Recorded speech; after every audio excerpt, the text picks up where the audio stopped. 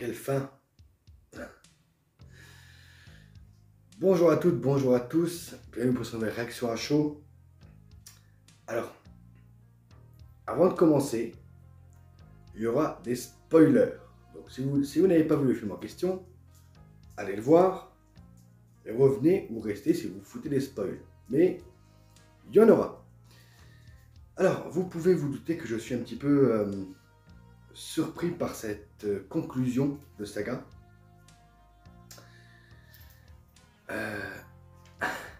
J'ai encore les larmes au bout des yeux. Aujourd'hui, il s'agira de Mourir peut attendre, le nouveau 007. Maintes et maintes fois repoussé à cause du Covid, je l'ai enfin vu. J'ai eu aussi des échos des mauvaises critiques qu'il a pu avoir. On va revenir aussi sur ces mauvaises critiques. Alors, oui, j'ai toujours mes notes. Tout là, je vais en avoir besoin. C'est réalisé et co-scénarisé par Gary Rory Fukunaga. Alors, ce n'est pas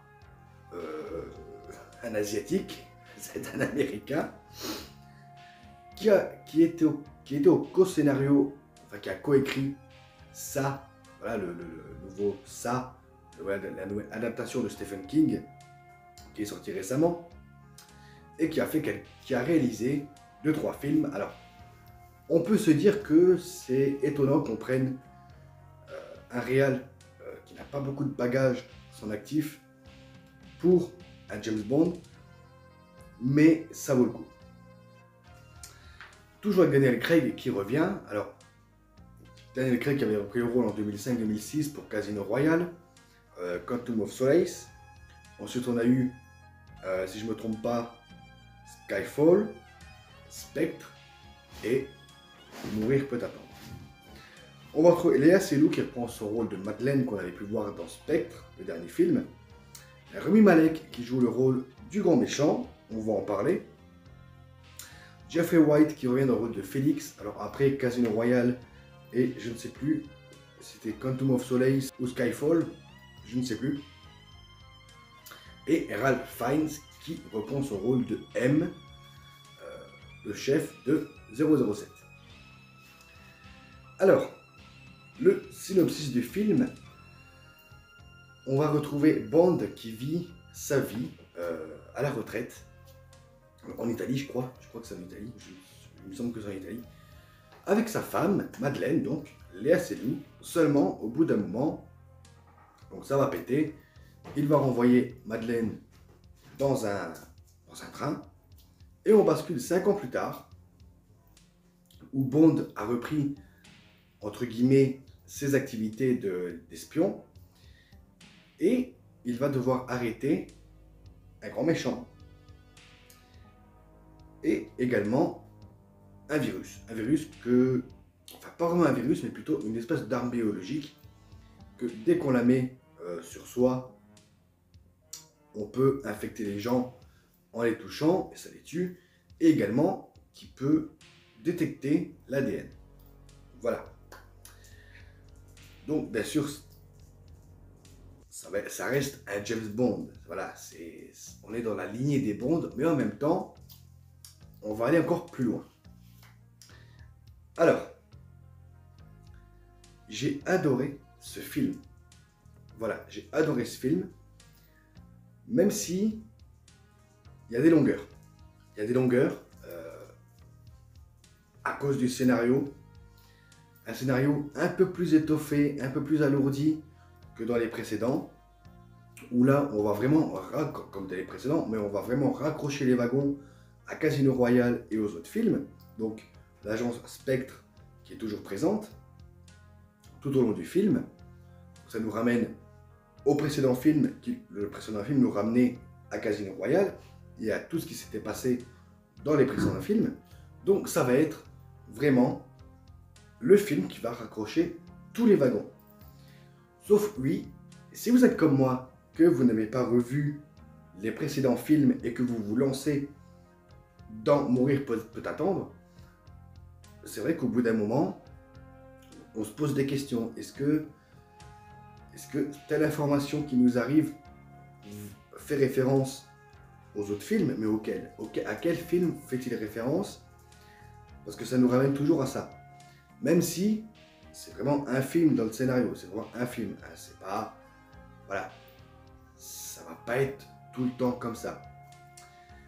Ensuite, on a donc Léa Seydoux, qui prend son rôle, Daniel Craig, et ces deux personnages vont être complémentaires. Ces deux personnages, on sent un amour, un film, un amour intérieur, un amour très très fort entre ces deux personnages qui va être crucial dans tout le film.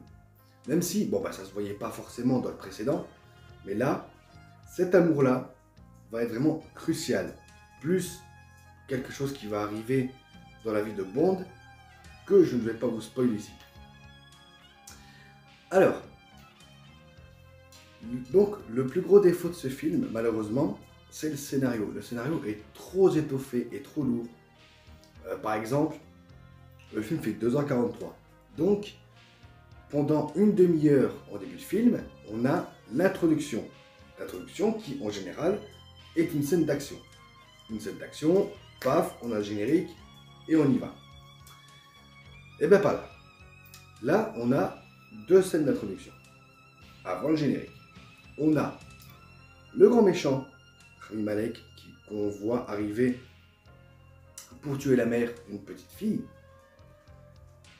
jusqu'à ce qu'il la sauve, la petite fille, hein, pas la mère. Donc, toujours à cause de cette histoire de... Pas vraiment de virus, mais c'est plus une histoire de vengeance. Voilà, Rami Malek, enfin le méchant, veut se venger. Jusqu'à ce qu'on comprenne que, en fait, la petite fille, c'était Léa Seydoux, c'était Madeleine. Ensuite, on a Bond qui arrive. On a toute une scène d'introduction. Donc là, on arrive à la deuxième scène d'introduction où on a une référence à Vesper. Donc, je crois que c'était l'héroïne de Casino Royale et Quantum of Solace. Donc voilà, Bond n'a jamais pu faire vraiment le deuil de sa mort. Donc là, il va vraiment essayer de le faire, et je pense qu'il le fait au cours du film. Donc ça pète, on a une course-poursuite, on a de l'action, et on a le générique. Générique qui est très long. Enfin, quand je dis long, c'est lent. C'est même le thème de la musique. Là, on se dit que la scène d'introduction nous dit clairement que c'est la fin de Bond, que ça va être la dernière fois qu'on va voir Daniel Craig dans le rôle de Bond.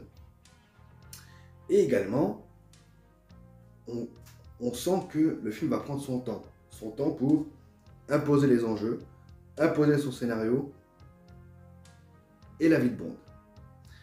Alors, quelque part, c'est un peu frustrant quand on s'y met au départ, quand on s'y met au début, c'est un peu frustrant. Mais ça marche, c'est cohérent, même si, vu que ça fait pas mal de temps que j'ai pas vu les précédents films, donc au bout d'un moment, on va se poser quelques questions, on va se dire, ah, mais ça en fait, ça venait de quel film? Ça venait de là, de là, de là.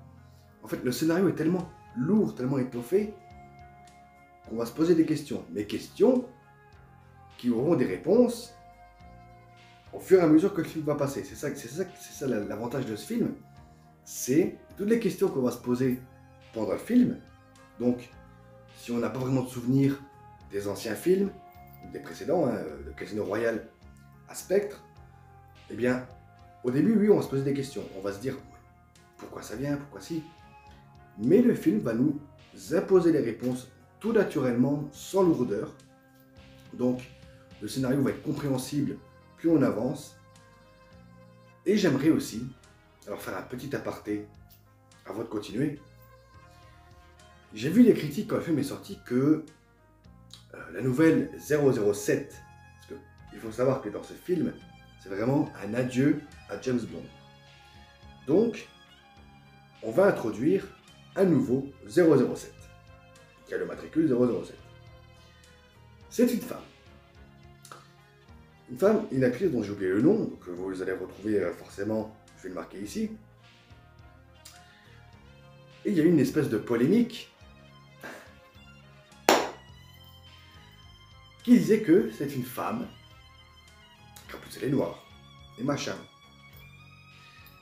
Les gens qui disent ça, est-ce que vous avez vraiment vu le film? Vraiment, c'est vraiment une question. Les gens qui ont créé cette polémique, que Bond doit rester, enfin que 007 doit rester un homme, est-ce que vous avez vu le film? Vraiment? Est-ce que vous l'avez regardé? Parce que ce personnage est bien amené, ce personnage a du background, ce personnage sert à quelque chose, et en plus, pendant tout le film, on n'appelle pas Bond 007. Ce matricule, pour lui, est terminé. Donc ce qui nous dit clairement que 007 James Bond, on ne le verra plus. C'est la fin. C'est terminé. Alors, oui, quelque part, c'est con. Oui, quelque part, c'est la fin d'un personnage. Mais comme tout personnage, il doit passer le relais. Il doit passer la main. Et là, il le fait clairement. Surtout qu'au début, on essaie d'instaurer une espèce de rivalité entre la nouvelle 007 et Bond. Sauf que cette rivalité va se transformer en atout. Parce que cette rivalité, ben, il n'y en aura pas en fait au final. Ils vont s'entraider, ils vont avoir du respect l'un pour l'autre. Et pendant tout le film, on voit Bond, la seule chose qu'il veut, c'est vivre sa vie tranquille. Voilà, c'est prendre sa retraite, comme il l'a fait, comme il le faisait au début de film. C'est ça le truc. Donc non, je repose ma question. Ceux qui ont créé cette polémique, ceux qui râlent sur ce truc de scénario, avez-vous seulement vu le film au moins une fois? Une fois? Je vous attends dans les commentaires. Donc, cette petite aparté faite. Alors, mon gros souci,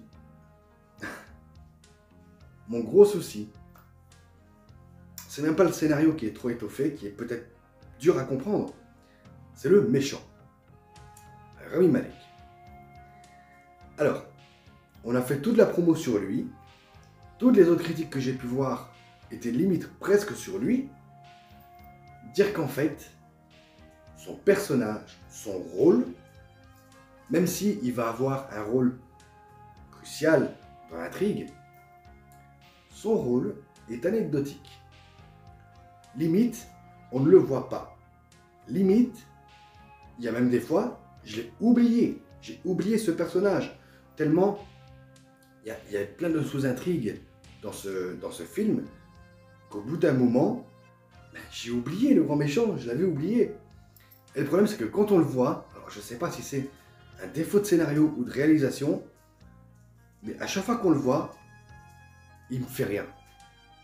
Il m'a rien fait. J'ai pas eu d'émotion, il m'a pas fait peur, rien. Pour moi, c'était une péripétie qu'il fallait passer, et c'est tout. Non pas que Rami Malek joue comme une merde, au contraire, on sent qu'il a été investi par le rôle, mais le personnage est pas top, le personnage est pas génial. Mais si on s'intéresse plus au scénario, à la vie de Bond, de Madeleine, donc Léa Seydoux, eh bien oui, effectivement, si vous êtes comme moi, vous êtes intéressé au scénario, eh bien oui, le grand méchant est anecdotique et on le ressent pas tellement. Ensuite, il y a les scènes d'action. Scènes d'action qui sont pas nombreuses. Voilà, on en a une grosse au début, une au milieu de film et une à la fin. Eh bien, elles sont super bien rythmées, super bien filmées. C'est un plaisir, les combats sont bien chorégraphiés, brutal comme dans les anciens, enfin les anciens, je parle à partir de Casino Royale avec Craig. Et on sent que ce Bond-là a de l'âge, que c'est la fin, et les combats sont vraiment brutaux, ça cogne, ça tire de partout, et c'est bien filmé. Mais ça ne va pas sans un petit défaut. Un défaut que je reproche à chaque fois qu'on parle de scènes d'action sur cette chaîne. La caméra qui a la tremblote. je suis désolé, moi, j'y arrive pas. Ça m'énerve. Alors, il n'y en a pas beaucoup, hein. Ça trompe pas beaucoup. Mais moi, ça m'énerve. Ça me rend fou. Donc, il y a quelques scènes d'action, quelques scènes de baston où la caméra va trembler. Alors, je sais que c'est pour instaurer une espèce de climat. Je sais que c'est de la mise en scène. Et moi, quand je vois une scène de bagarre où la caméra tremble de partout et j'arrive pas à lire le combat, ça marche pas. Voilà. Chez moi, ça marche pas. C'est comme ça. Crachez-moi la gueule si vous voulez. Moi, c'est comme ça. Donc, ces petits défauts, c'est rien d'un côté, jusqu'à la fin du film où Bond est contaminé par ce fameux virus.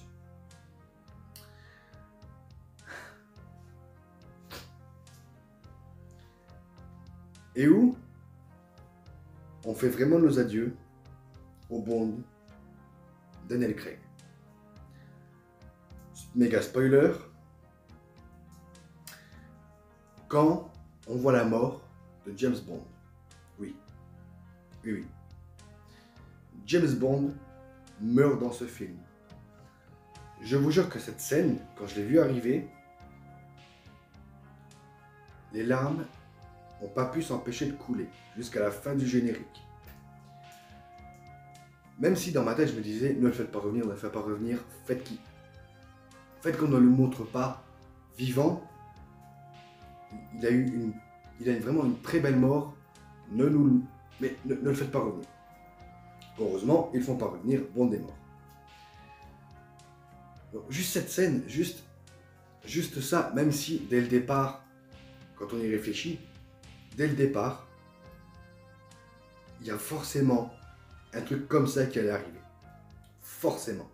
Même si on se dit, non, il va pas mourir, il va vraiment prendre sa retraite, passer le relais à la nouvelle 007 et prendre sa retraite avec sa femme. Non. Non, le film nous prend, paf, il meurt. Juste ça, franchement, pour moi, ça excuse tous les défauts du film que je vous ai évoqués. Alors, certes, ce film va diviser, certes, il va continuer à diviser, certes, ça va pas plaire à tout le monde, forcément. On peut pas... Tous les films ont des défauts, tous les films ne vont pas plaire forcément à tout le monde.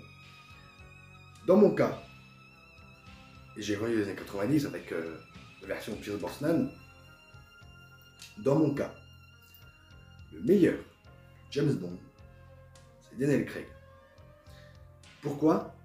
Parce que cet acteur s'est fondu dans le personnage.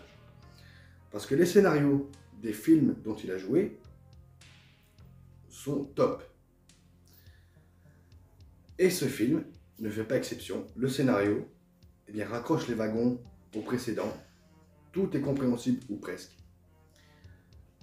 Et c'est vraiment un adieu à ce personnage. Maintenant, est-ce qu'Hollywood va continuer dans la lignée? J'espère.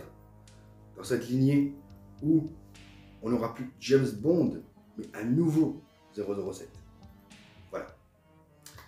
Il faut savoir passer le relais. C'est comme ça. Tous nos héros doivent passer le relais un jour ou l'autre. Vous avez forcément compris que j'ai adoré ce film. J'ai pas honte de le dire, pour moi c'est le meilleur James Bond qui est sorti depuis... on compte pas les années. Donc voilà, c'est le meilleur film James Bond qui est sorti pour moi. J'ai pas honte de le dire, je le dis et je le dirai encore pendant longtemps. À moins que le prochain film, enfin, prochain 007, hein, pas James Bond, et encore, quoique, on pourra même pas dire ça parce que ça sera un autre personnage. J'espère. Croise les doigts. Donc, voilà. Alors, j'ai mis des spoilers, pas trop parce qu'il y a quand même des éléments que je ne veux pas vous spoil pendant le film. Alors oui, par moments, il peut y avoir quelques longueurs dans le scénario. Il peut y avoir quelques longueurs dans les dialogues. Mais au final, c'est magnifique. Voilà, j'ai pas d'autres mots. C'est une fin magnifique. Quant à moi, je vous retrouve très bientôt. Quand tu regardes des films, à jouer aux jeux vidéo. Ciao.